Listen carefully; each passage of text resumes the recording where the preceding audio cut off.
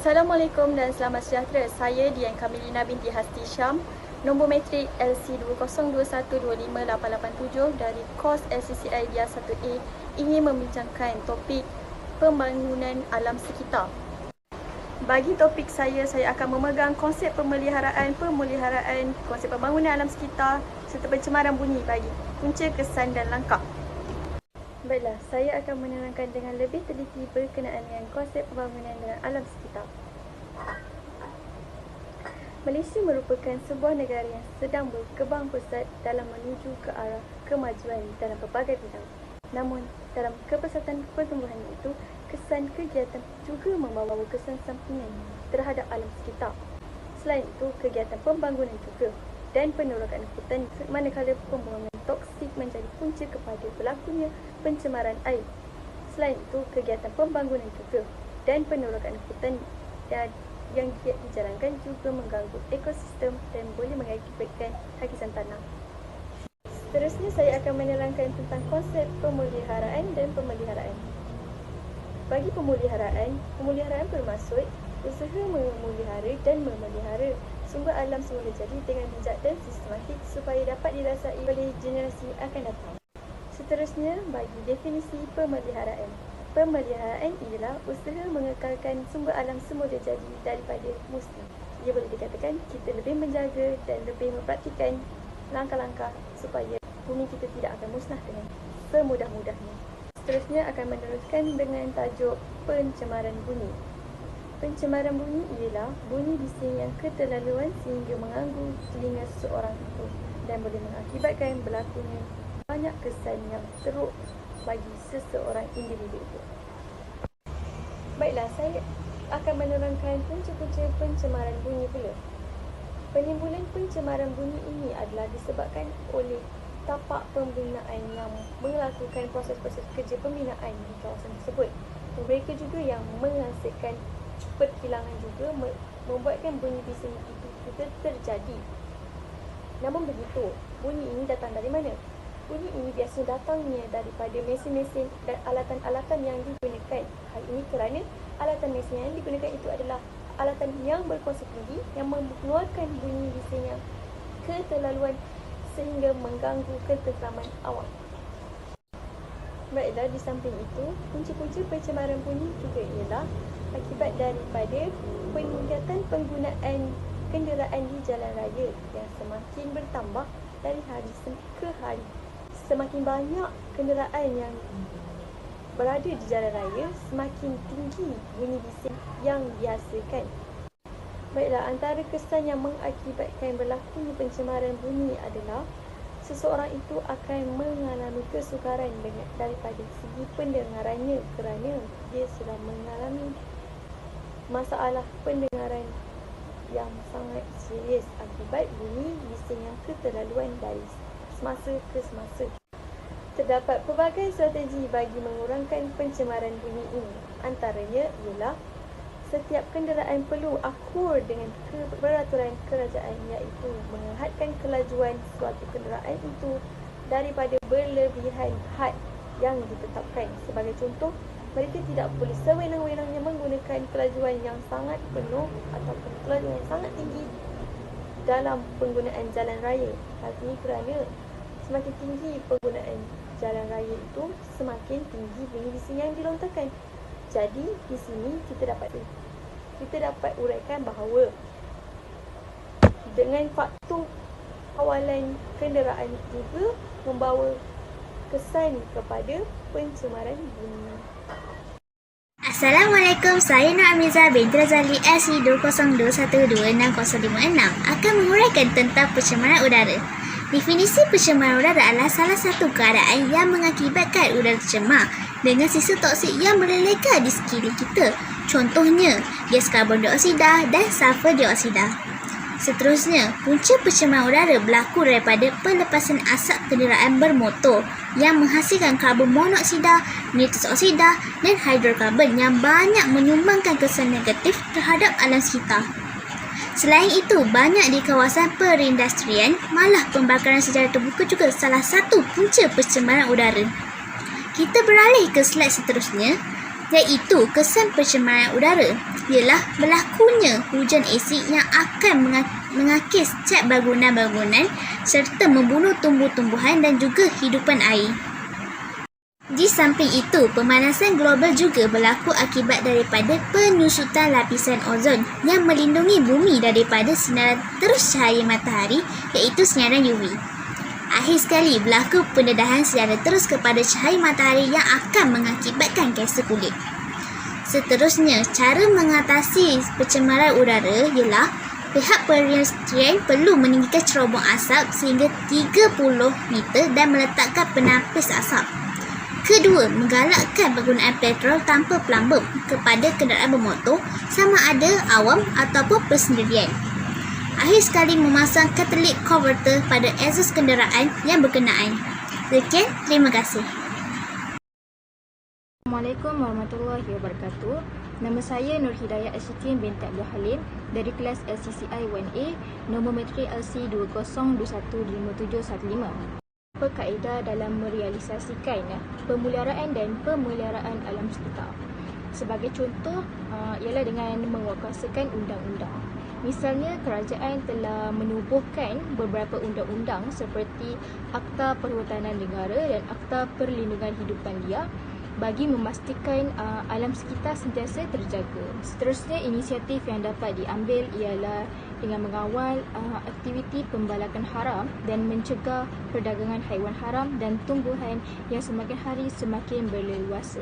Kaedah yang seterusnya ialah dengan mewujudkan hutan simpan. Tujuan pelaksanaan hutan simpan ini tidak lain dan tidak bukan adalah untuk memastikan haiwan dan tumbuhan di dalamnya tidak terancam. Contoh hutan simpan yang sering menjadi destinasi pelancongan ialah Taman Negara Bukit Lambir.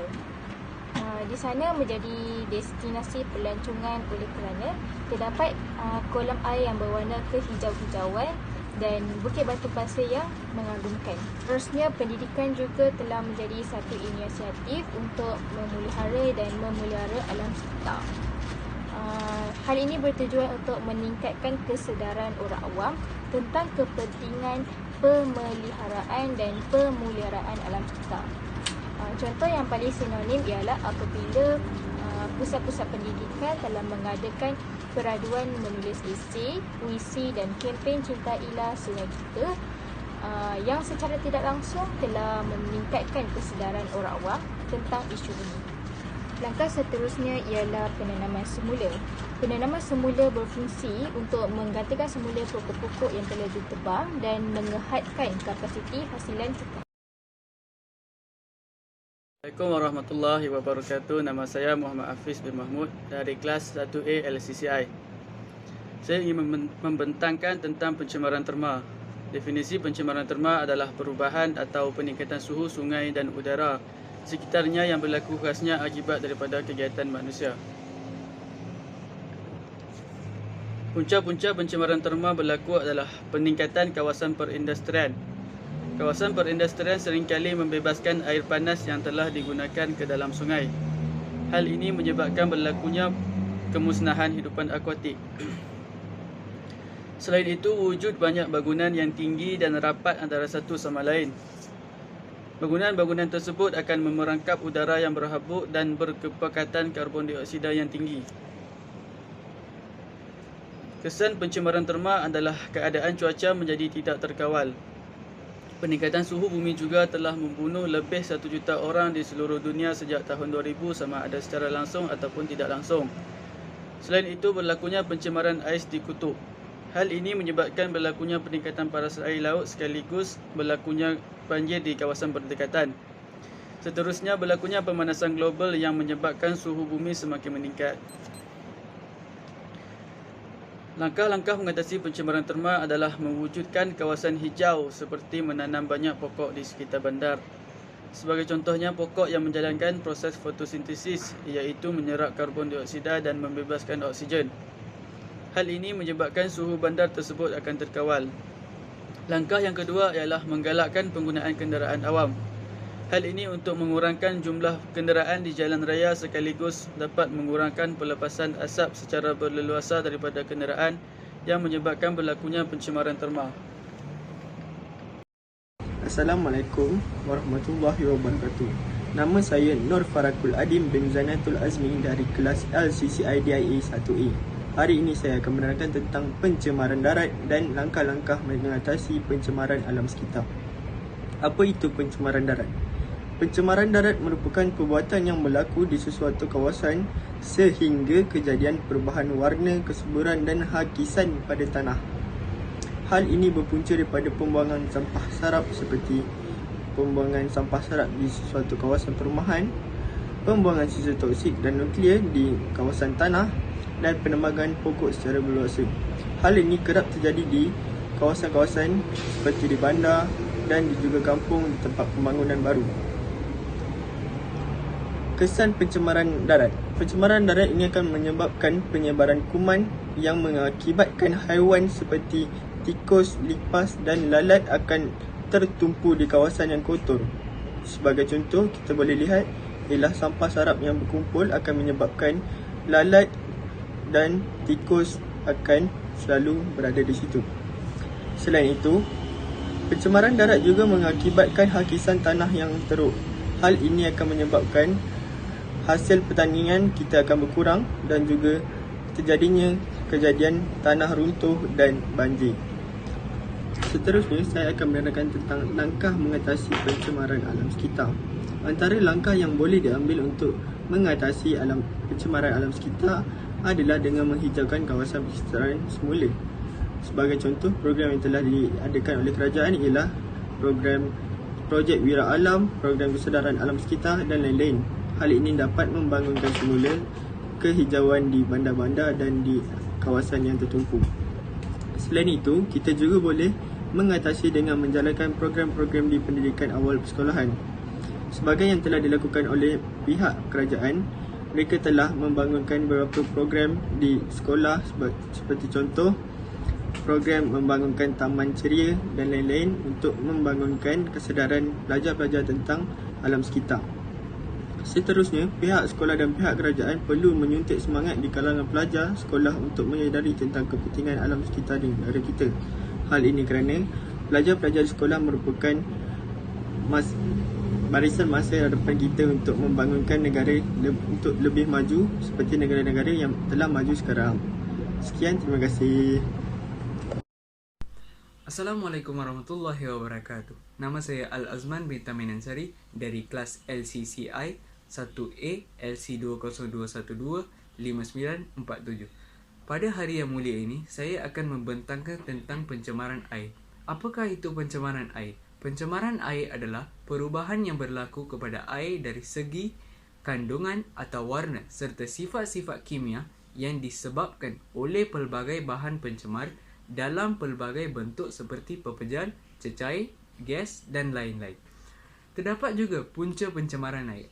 Antara punca pencemaran air ialah punca utama daripada pembuangan sampah sarap yang secara tidak terkawal di kawasan terbuka. Sebagai contoh, apabila kilang pengeluar didirikan di lokasi yang berdekatan dengan kawasan perairan seperti sungai, tasik dan lautan, secara tidak langsung ia akan menyebabkan sisa-sisa sampah yang terkumpul akan dibebaskan ke kawasan perairan, di mana tindakan ini mengganggu ekosistem di dalam air dan menyebabkan pencemaran air wujud. Seterusnya, punca daripada pembuangan sisa-sisa kimia. Pencemaran bahan kimia daripada kilang merupakan pencemaran yang sukar untuk dibaiki oleh alam semula jadi dan juga dengan bantuan manusia. Hal ini kerana sisa-sisa kimia merupakan pepejal dan cecair yang sukar untuk diasingkan daripada kandungan air yang menyebabkan ekosistem air menjadi hancur dan tidak dapat diperbaiki. Seterusnya, kesan pencemaran air. Apakah itu kesan? Kesan yang dapat daripada pencemaran air ialah menyebabkan ekosistem terganggu di mana tekanan oksigen di dalam air menjadi rendah, memusnahkan kehidupan di dalam air, seterusnya menjejaskan kehidupan tumbuh-tumbuhan di sekitar kawasan. Selain daripada itu, ia juga akan mengganggu kesihatan penduduk sekitar kawasan. Terdapat juga langkah-langkah untuk mengatasi pencemaran air. Antara langkahnya ialah dengan menjaga kesejahteraan ekosistem alam sekitar terutamanya dari segi flora dan fauna. Seterusnya, dengan menguatkan undang-undang. Selain itu, dan yang terakhir sekali, memperketatkan kawalan di kawasan perairan seperti di tasik, lautan dan sungai pada waktu pagi dan malam. Sekian, terima kasih.